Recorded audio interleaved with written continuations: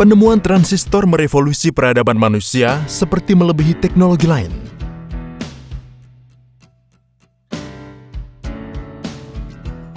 Di jantung smartphone terdapat prosesor.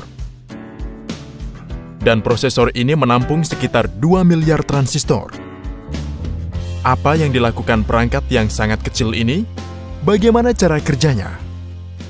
Transistor dapat bertindak seperti saklar tanpa bagian yang bergerak. Transistor dapat memperkuat sinyal yang lemah, bahkan amplifikasi adalah fungsi dasar dari sebuah transistor. Pertama, mari kita pahami dasar dari transistor. Kami akan kembali ke bagian aplikasi nanti. Transistor terbuat dari semikonduktor seperti silikon. Setiap atom silikon terikat dengan 4 atom silikon yang berdekatan. Silikon memiliki 4 elektron dalam kulit valensinya. Mari ganti atom silikon ini dengan 4 smiley. Setiap smiley memegang 1 elektron. Masing-masing elektron ini digunakan untuk berbagi dengan atom silikon yang berdekatan. Hal ini dikenal sebagai ikatan kovalen. Saat ini, elektron berada di pita valensinya. Jika silikon murni harus menghantarkan listrik, elektron ini harus menyerap energi dan menjadi elektron bebas. Dengan demikian, silikon murni akan memiliki konduktivitas listrik yang rendah. Teknik yang disebut doping ini digunakan untuk meningkatkan konduktivitas semikonduktor. Misalnya, Anda menyuntikkan fosfor dengan 5 elektron valensi. 1 elektron akan bebas bergerak dalam sistem. Ini dikenal sebagai doping tipe N. Di sisi lain, jika Anda menyuntikkan boron dengan 3 elektron valensi, akan ada 1 elektron yang berada dalam posisi kosong.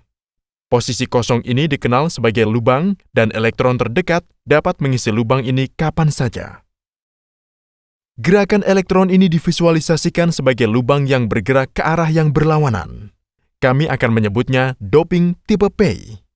Jika Anda menggunakan wafer silikon dengan cara berikut, maka terciptalah sebuah transistor. Tetapi jika Anda benar-benar ingin memahami cara kerja transistor, kita harus mengerti dengan jelas tentang apa yang terjadi pada level elektron dari komponen yang lebih mendasar, dioda. Sebuah dioda terbentuk ketika Anda menyebut satu bagian dari silikon sebagai tipe P dan bagian lainnya sebagai tipe N. Sesuatu yang sangat menarik terjadi pada batas sambungan N dan P. Elektron yang melimpah di sisi N akan memiliki kecenderungan alami untuk bermigrasi ke lubang yang tersedia di sisi P.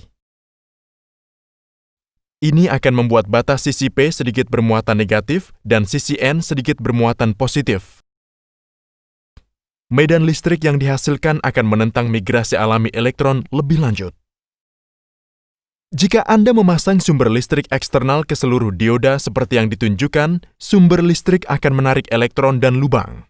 Aliran listrik tidak mungkin terjadi dalam kasus ini.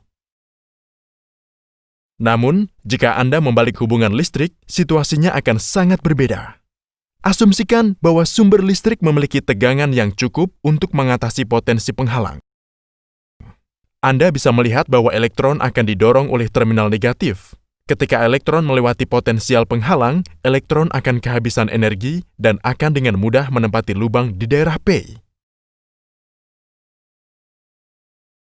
Tetapi karena daya tarik terminal positif, elektron ini kini dapat melompat ke lubang di dekatnya di wilayah P dan mengalir melalui sirkuit eksternal.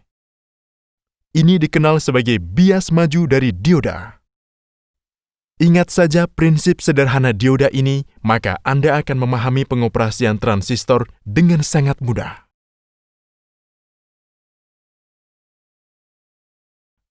Sekarang, kembali ke transistor. Perhatikan bahwa lapisan P sangat tipis dan ringan. Anda dapat dengan mudah melihat bahwa transistor pada dasarnya adalah 2 dioda yang disusun berlawanan. Jadi, dengan cara apapun Anda menghubungkan sumber listrik, satu dioda akan selalu menjadi bias terbalik dan memblokir aliran listrik. Ini berarti transistor dalam keadaan mati. Sekarang, mari kita hubungkan catu daya kedua seperti yang ditunjukkan. catu daya harus memiliki tegangan yang cukup untuk mengatasi potensial penghalang. Jadi, ini hanyalah dioda bias maju. Dengan demikian, sejumlah besar elektron akan dipancarkan dari wilayah N. Sama seperti pada dioda, beberapa elektron akan bergabung dalam lubang dan melompat melintasi lubang yang berdekatan dan mengalir ke base. Tetapi ada lebih banyak elektron yang telah menyeberang ke sisi P. Apa yang akan dilakukan elektron-elektron yang tersisa ini? Mari sejenak pikirkan. Elektron yang tersisa akan tertarik oleh terminal positif dari sumber listrik pertama dan akan mengalir lurus seperti yang ditunjukkan. Perhatikan bahwa daerah P sangat sempit yang memastikan bahwa tidak ada elektron yang tersisa mengalir ke terminal positif dari sumber listrik kedua. Singkatnya, arus basi kecil diamplifikasi ke arus kolektor tinggi. Anda dapat dengan mudah menghubungkan penamaan terminal transistor dengan sifat aliran elektron. Jika Anda dapat meningkatkan arus basis, arus kolektor akan meningkat secara proporsional. Ini adalah kasus yang jelas dari amplifikasi saat ini. Jenis transistor yang telah kita bahas disebut transistor sambungan bipolar. Mari ganti transistor contoh ini dengan yang realistis. Anda bisa meningkatkan amplifikasi dengan menambahkan satu lagi transistor. Transistor basis ini terhubung dengan emitor transistor pertama. Jika Anda memasukkan sinyal berfluktuasi lemah pada inputnya, seperti pada mikrofon, Anda akan mendapatkan sinyal yang diperkuat di pengeras suara. Hal menarik lainnya yang dapat Anda catat tentang rangkaian dasar ini adalah transistor dapat menyala atau mati tergantung pada nilai tegangan yang diberikan. Di sini, transistor bertindak sebagai saklar.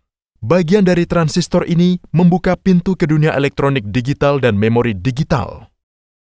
Menggunakan 2 BJT, Anda dapat membuat elemen memori dinamis dasar komputer buka tutup.